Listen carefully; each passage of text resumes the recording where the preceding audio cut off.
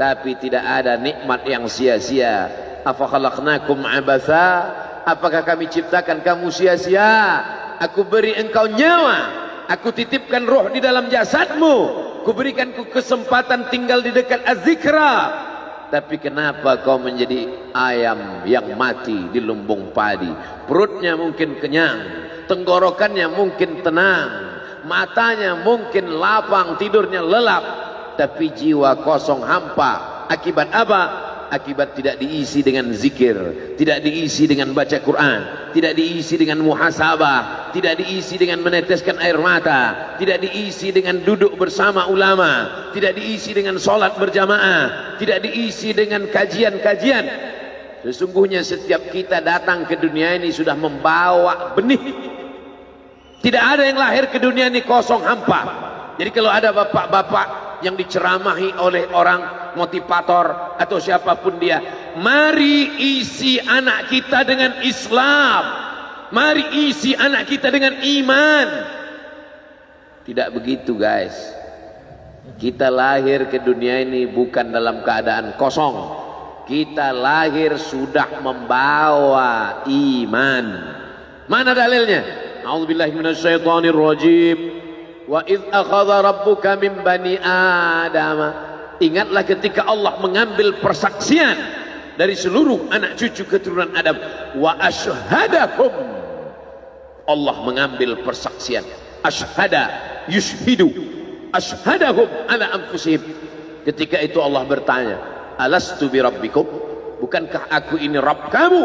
Semua kita waktu itu menjawab, bala syahidna. Ya, engkau adalah Rabb kami ya Allah. Setelah kita diisi, barulah kita masuk ke dalam rahim ibu kita, barulah turun ke bumi, barulah datang kemari. Lalu kemudian setelah di sini lupa, antaqulu yaumal qiyamati inna kunna an hadza ghafilin. Kami lupa, kami tidak ingat. Orang yang tidak ingat ini diingatkan. Fadzakir, ingatkanlah. Inna fa'ati az-zikra. Fadzakir, berilah peringatan. Inna fa'ati az-zikra. Inna fa'ati az-zikra. Az-zikra bermanfaat untuk siapa? Liman yakhsha, bagi orang yang takut bahwa dia nanti akan bangkit dari tanah, bahwa dia akan hidup sekali lagi, bahwa roh dan jasadnya akan dipertemukan lagi. Apa mungkin kita ini akan hidup lagi Pak Ustadz? Ucapanmu sama seperti ucapan Asi bin Wa'il yang membawa tulang kering kerontang yang sudah putih tak ada lagi warna. Lalu dia bertanya, hal yuhyi rabbuka hadzal 'idhama ba'da ma baliya wa ramma? Apakah bisa Tuhanmu menghidupkan tulang ini lagi ya Muhammad? Nabi SAW diam sampai Jibril datang membawakan jawaban. Qul yuhyiha alladhi ansha'aha awwala marrah. Katakan ya Muhammad SAW kepada Asi bin Wa'il yang tak percaya bahwa tulang itu akan hidup sekali lagi. Yuhyiha alladhi ansha'aha awwala marrah. Dia yang menciptakan tulang itu sebelum ada menjadi ada, sekarang setelah ada dibuatnya menjadi tidak ada, akan dikembalikannya lagi menjadi ada. Sedangkan menciptakan yang tidak ada menjadi ada saja dia sanggup, apalagi yang pernah ada dibuatnya menjadi tidak ada, dikembalikannya lagi menjadi ada. Innama amruhu idza arada syai'an ayyaqula lahu kun. Azmuz zanab, ujung tulang ekor sebesar ibu jari, tulang belakang sampai ke bawah, yang lain hancur. Ketika digali makam kuburan, ada yang tulang-tulang hanya tinggal tulang paha saja, ada yang hanya tinggal gigi dan rambut saja, yang lain hancur. Tapi ada satu yang tidak hancur, kata Allah, disampaikan Nabi Muhammad SAW, ujung tulang ekor sebesar ibu jari. Maka dari itulah nanti yang akan ditunjuk, tumbuh sel-sel tulang, tumbuh kulit-kulit, tumbuh darah daging, bangkit menjadi manusia sempurna di hadapan Allah. Masuk surga itu roh dan jasad. Jannatin tajri min tahtihal anhar.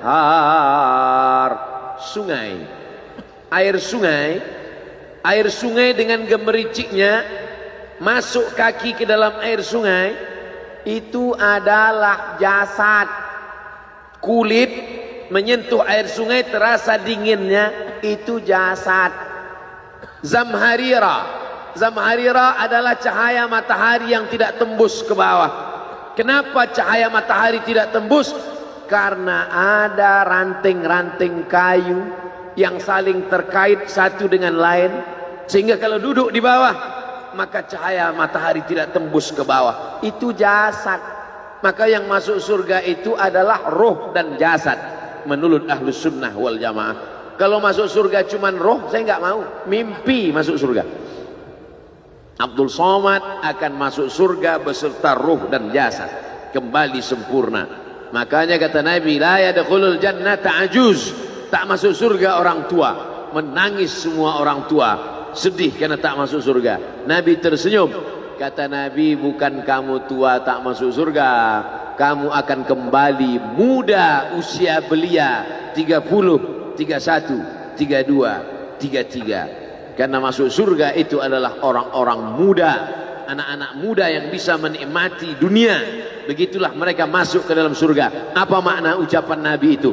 Ruh dan jasad masuk ke dalam surga Allah. Lagi-lagi kita sedang diajarkan keseimbangan, bahwa kita lahir membawa iman, tapi iman ini bisa mati. Benih letakkan di tanah pasir kering kerontang, tidak disiram, mati dia, kering. Bagaimana menghidupkannya? Dihidupkan dia dengan ilmu. Tidak ada majelis ilmu yang paling banyak untuk saat ini. Majelis ilmu di Az-Zikra. Semua ustadz didatangkan kemari. Ustadz Tengku Zulkarnain, Abah Raud tidak usah disebut lagi. Memang beliau guru dari almarhum, Masya Allah tabarakallah. Lalu kemudian para masyaikh, Ustadz Adi Hidayat, Buya Yahya, tak dapat disebutkan satu persatu. Kiai Haji Abdullah Gimnastiar, para alim ulama, alumni Al-Azhar Mesir, alumni dari Yaman, Tarim Hadramaut, Darul Mustafa, Rubat Tarib, berdatangan kemari semua. Majelis ilmu, majelis ilmu. Lagi-lagi ayam mati di lumbung padi. Apa sebenarnya yang terselit dari peribahasa itu? Iman mati karena tidak disirami dengan ilmu. Ilmu, ilmu, ilmu. Datang seorang jamaah menemui saya, Ustadz Somad, saya kena penyakit insomnia, gak bisa tidur malam. Jam 2 malam mata saya masih berkedip-kedip. Bismika Allahumma ahya wa amut, gak mempan. Sebabnya apa Pak? Sebabnya saya beli tanah. Setelah beli tanah, tanam kelapa sawit, dipupuk, dijaga, 3 tahun berbuah. Pas mau dipanen, sudah dipanen orang duluan. Ternyata tanahnya bermasalah, dibawa ke pengadilan, dia yang menang. Akhirnya sampai jam 2 malam gak bisa tidur. Apa yang terlintas dalam pikiran? Kenapa beli tanah, kenapa tanam sawit, kenapa beli tanah, kenapa tanam sawit, kenapa diambil orang, kenapa dulu gak ternak ikan aja, kenapa gak ternak puyuh. Berbulan-bulan gak bisa tidur. Akhirnya pergi ke psikiater. Pak psikiater, ya saya sudah 2 bulan gak tidur-tidur Pak psikiater. Akhirnya Pak psikiater buat resep.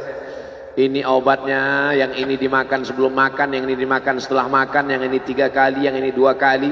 Akhirnya memikirkan resep itu, makin gak bisa tidur. Dimakan, tertidur. Dosisnya habis, terbangun. Kenapa beli tanah, kenapa tanah? Setelah dimakan, muncul masalah baru. Terlalu banyak makan obat, terjadi kekacauan tubuh. Akhirnya kena buah pinggang, muncul masalah baru. Sampai akhirnya saya ketemu MP3 Ustadz. Saya dengarkan sebelum tidur malam. Begitu saya dengar, saya tertidur. Makanya saya tidak marah kalau ada jamaah tertidur. Itu menunjukkan jiwanya tenang. Karena dia tidak kena penyakit insomnia. Orang Amerika, orang Eropa, mobilnya mewah, apartemennya cantik, rumahnya megah, duitnya banyak. dolarnya bejibun, nggak bisa tidur karena masalah hidup dunia.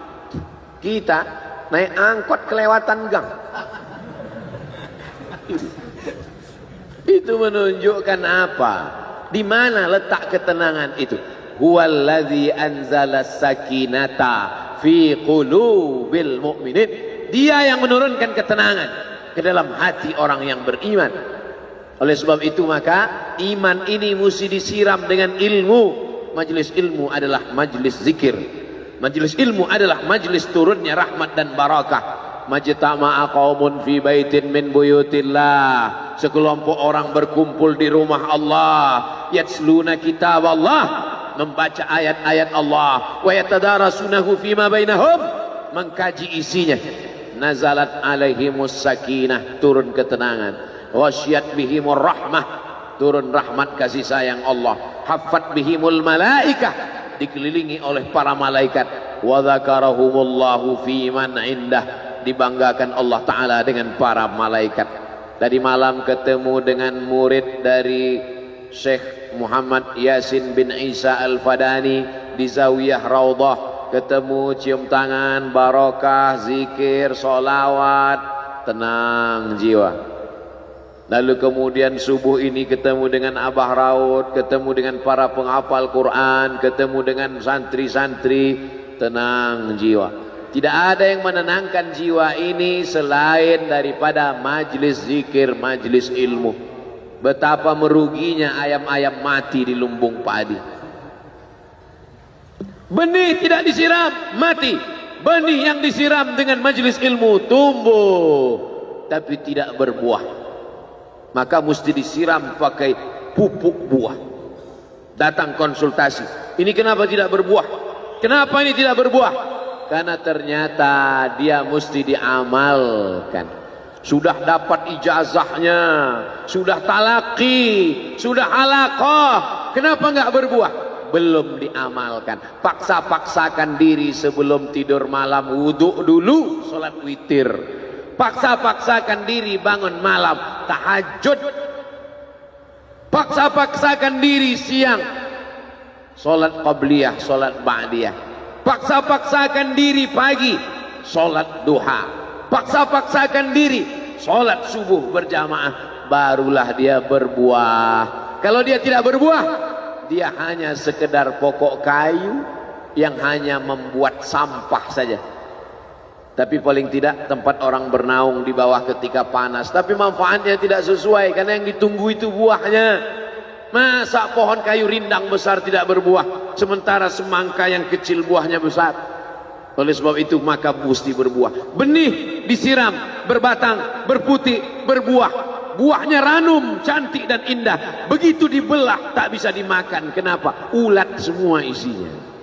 Oleh sebab itu mesti dijaga. Benihnya disiram. Apa yang bisa menjaga ini? Diprotek dia. Kenapa apel tidak dimakan ulat? Bukan karena ulat tidak sanggup beli apel, tapi karena disemprot pestisida. Ulat tahu ini ada pestisidanya, maka dia tidak makan. Kita nggak tahu, dimakan. Ikan asin tidak dikerubungi lalat. Tidak ada satupun lalat yang hinggap di ikan asin. Kenapa? Karena lalat tahu ikan asinnya pakai formalin. Manusia nggak tahu. Pintar mana manusia dari lalat? Jangan jawab. Akhirnya orang makan, menumpuklah pestisida dan formalin dalam darah. Apa namanya? CANCER, cancer. Karena dia tidak larut dalam tubuh. Yang lain-lain larut. Makanan-makanan larut menjadi energi, menjadi sampah, dibuang menjadi kotoran. Sama seperti daun, kalau jatuh ke tanah larut menjadi pupuk, tapi plastik tidak larut, maka plastik sampah bertebaran. Oleh sebab itu maka ini mesti dijaga. Apa yang bisa menjaga buah apel supaya tidak berulat? Jagalah dia dengan ikhlas. Kamu kenapa enggak ke masjid? Saya kalau ke masjid riak, maka saya enggak ke masjid biar ikhlas. Tarkul amal li ajlin nas riak. Kata Imam Fudail bin Iyad, tarkul amal li ajlin nas riya. tidak jadi beramal karena takut dipuji orang, riya. Wal amal li ajlihim syirik, beramal karena ingin dipuji orang, syirik. Kenapa kamu nggak pakai sorban? Takut dipuji orang, riya. Pakai saja sorban anak, jangan takut dipuji orang. Pakai sorban, yakinkan dirimu. Baik. Ustaz, kenapa nggak pakai sorban? Ada masanya nanti pakai sorban.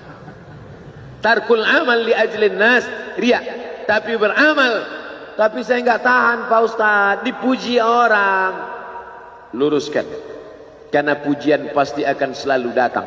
La'atiyannahum min baini aydihim wa min khalfihim wa an aymanihim wa an syama'ilihim. Datang dari depan, dari belakang, dari kanan, dari kiri, dari dalam. Alladzi yuwaswisu fi sudur, dari dalam, dari depan, dari belakang, dari kanan, dari kiri, dari dalam, dari dua aspek, minal jinnati wan nas, dari yang zahir, dari yang batin, berdatangan dia. La ughwiyannakum, aku akan goda anak cucu Adam. Sampai kapan? Madamat arwahuhum fi ajsadihim, selama roh masih bersemayam dalam jasad, selama masih hidup, dia terus menggoda. Kapan kita berhenti dari godaan ini? Nanti setelah terbaring, terbujur kaku, bahkan sampai mau sakaratul maut pun dia tetap menggoda. Itulah makanya orang berzikir tidak bisa digoda waktu sakaratul maut. Kenapa? Karena la ilaha illallah akan terngiang di telinganya. Subhanallah walhamdulillah wa la ilaha illallah wallahu akbar. Subhanallah walhamdulillah wa la ilaha illallah wallahu akbar. Kalau itu diucapkan sekali, 10 kali, 100 kali, 1000 kali, terngiang dia di telinga kita. Bahkan ketika kita mau tidur malam pun terngiang dia. Bahkan ketika kita mengigau di tengah malam pun itu yang terngiang. Maka saat mau sakaratul maut pun itu juga yang akan datang. Apa yang kau ucapkan, apa yang kau dengar, apa yang kau pikirkan, apa yang kau renungkan, itu yang akan datang waktu sakaratul maut. Seorang bapak sudah diponis dokter, panggil istrinya, panggil anaknya, bawa ini ke rumah, nunggu malaikat maut datang. Sudah nggak ada obat. Bapak sudah koma, nggak sadar-sadar di rumah sakit. Kalau tetap dipertahankan di ruang ICU, hanya ngabiskan uang saja. Dokter kasihan dengan keluarga, bawa ini pulang. Karena kalau dibawa pulang pasti mati. Begitu mau dibawa pulang, matanya terbuka, sadar dia. Sadar. Ketemu sama saya tanya, apa yang membuat bapak sadar? Waktu saya sedang koma itu datang Abdul Somad. Terus apa kata Abdul Somad itu? Nanya kapan tablik akbar. Akhirnya saya terbangun. Kapan tablik akbar? Saya terbangun, saya pulang ke rumah, saya kumpulkan panitia buat tablik akbar. Datang. Saya heran, kok bisa saya yang datang waktu itu? Saya mencoba menganalisa, kenapa waktu dia koma itu saya datang. Saya tanya, Bapak kalau di rumah ada nonton YouTube? Ada. YouTube siapa? Abdul Somad. Oh. Dari rumah ke tempat kerja, dengar MP3 radio, enggak radio Pak Ustaz, MP3, suara iya. Suara siapa? Ceramah Abdul Somad. Baru saya connect. Ternyata apa yang sering didengar, apa yang sering ditonton, apa yang sering dipikirkan, itulah yang akan datang ketika kita koma. Hati-hati yang suka sinetron Korea.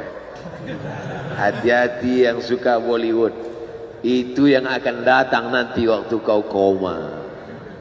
Saudaraku yang dimuliakan, saya tidak nakut-nakuti, cerita aja. Tapi yang ketiga, subhanallah, bukan subhanallah, astaghfirullahalazim, astaghfirullahalazim, astaghfirullahalazim, astaghfirullahalazim, astaghfirullahalazim. Astaghfirullahal azim. Astaghfirullahal azim. Astaghfirullahal azim. Astaghfirullahal azim. Astaghfirullahal azim. Astaghfirullahal azim.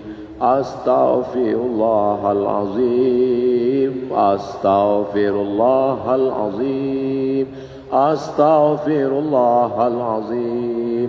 Astaghfirullahal azim. Astaghfirullahal azim. Astaghfirullahal azim.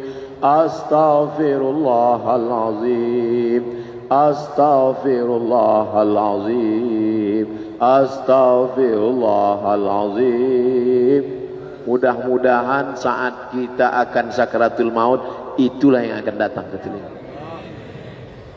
Waktu saya melantunkan Astaghfirullahalazim dengan irama itu, siapa yang terbayang tadi? Ustaz Al-Mukarram Sa'arif bin Ilm. Almar'u ma'aman ahab. Orang akan tetap selalu bersama. Tetap selalu bersama.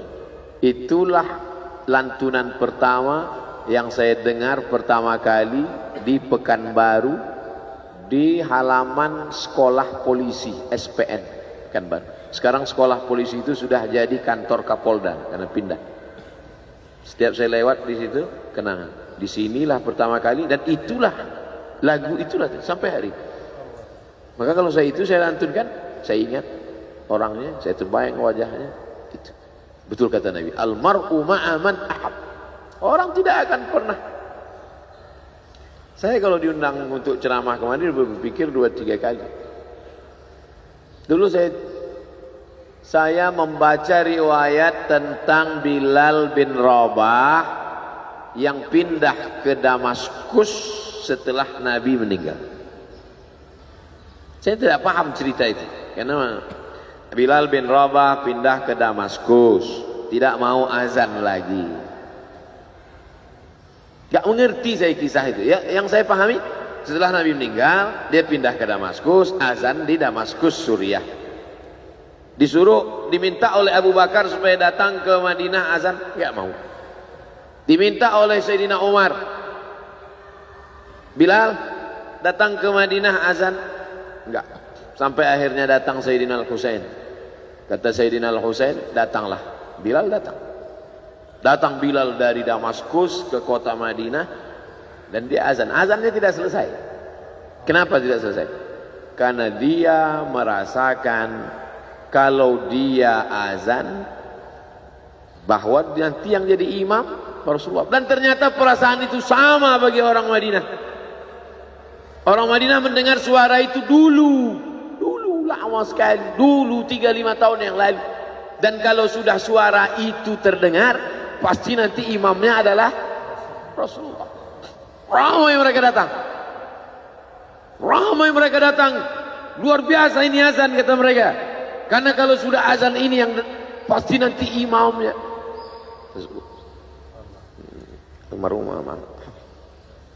Al-Fatihah. A'udzubillahi minasyaitonir rajim.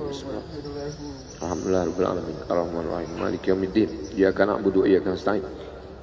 اهدنا الصراط المستقيم صراط الذين أنعمت عليهم غير المغضوب عليهم ولا الضالين آمين اللهم اغفر له وارحمه وعافه واعف عنه وأكرم نزله ووسع مدخله واغسله بالماء والثلج والبرد ونقه من الخطايا كما ينقى الثوب الأبيض من الدنس وأبدله دارا خيرا من داره وأهلا خيرا من أهله وقه من فتنة القبر وعذاب النار اللهم لا تحرمنا أجره ولا تفتنا بعده واغفر لنا وله ولإخواننا الذين سبقونا بالإيمان ولا تجعل في قلوبنا غلا للذين آمنوا ربنا إنك رؤوف رحيم اللهم اجعل أهله وتلامذته وطلابه من الصابرين الذين إذا أصابتهم مصيبة قالوا إنا لله وإنا إليه راجعون اللهم اجعل أبناءه وبناته من الصالحين والصالحات واحفظهم من كل سوء وشر اللهم اجعل هذا المعهد الذكر معهدا عظيما مباركا تخرج منه الطلاب والطالبات من المجاهدين والمجاهدات في سبيلك بأموالهم وأنفسهم اللهم احفظهم من الظلمات اللهم أخرجهم من الظلمات إلى النور اللهم وفقنا لما تحبه وترضاه اللهم اجعل أبناءنا وبناتنا من حفاظ القرآن والحافظات اللهم اجعل قبره روضة من رياض الجنان لا تجعل قبره حفرة من حفر النيران وصلى الله على سيدنا ومولانا وشفيعنا وذخرنا محمد وعلى آله وصحبه وسلم والحمد لله رب العالمين. Kalau sayang dengan almarhum, hidupkan majlisnya, ramaikan, bangkitkan semangat, tunjukkan kepada Allah Subhanahu wa taala bahwa kita cinta. Sab'atun yudhilluhumullah, 7 orang yang dapat naungan yauma la illa dhilluh, hari itu tak ada naungan kecuali naungan Allah. Rajulani, 2 orang tahabba fillah, berkasih sayang karena Allah, ijtama'a alaih, bersama karena Allah, wa tafarraqa alaih. Saya berharap saya dengan almarhum, saya dengan Abah Raud, saya dengan para sahabat termasuk yang mendapatkan naungan ini. Saya dengan almarhum tak ada hubungan kepentingan, kami tak ada hubungan politik, kami tak ada hubungan ekonomi, kami murni karena la ilaha illallah Muhammad Rasulullah. Alaiha nahya, dengan itu kami hidup, wa alaiha namutu, dengan itu kami mati, wa biha nub'atsu insyaallah, dengan itu juga nanti kita akan dibangkitkan. Sayang dengan Nabi, hidupkan masjid-masjid. Sayang dengan ulama, hidupkan majlis-majlisnya. Jaga peninggalan-peninggalannya, lanjutkan perjuangannya. Itu bukti sayang. Sayang bukan di tepi bibir, sayang bukan basa-basi. Oleh sebab itu kita akan dituntut di hadapan Allah tentang nikmat besar ini. Mudah-mudahan kita lulus ujian dunia, ujian akhirat. Amin ya rabbal alamin. Terima kasih segala perhatian. Mohon maaf segala kesilapan dan kekhilafan. Jangan lupa salat sunat isyraq 2 rakaat. Terima kasih. Wassalamualaikum warahmatullahi wabarakatuh.